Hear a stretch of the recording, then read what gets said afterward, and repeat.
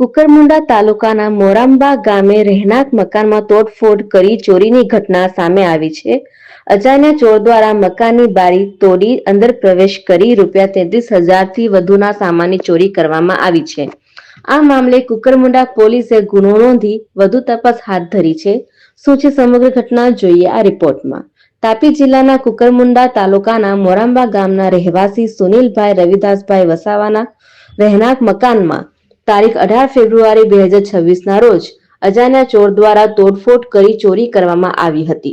ચોરે મકાનની બારીની ઈંટો હટાવી ઘરમાં પ્રવેશ કરી અંદર રાખેલ પ્રિન્ટર, ચાંદીના સાંકડાની જોડ, ચાંદીનું હાથનું કડું, ચાંદીની વીંટી મળીને કુલ ₹33,540ની કિંમતનો સામાન ચોરી કરી ફરાર થઈ ગયો હતો.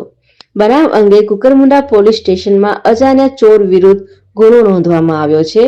પોલીસે ગુનો નોંધી વધુ તપાસ હાથ ધરી છે. હંસરાજ પાડી સાથે દીપેશ વળવી, નીતિન વસાવે, તાપી.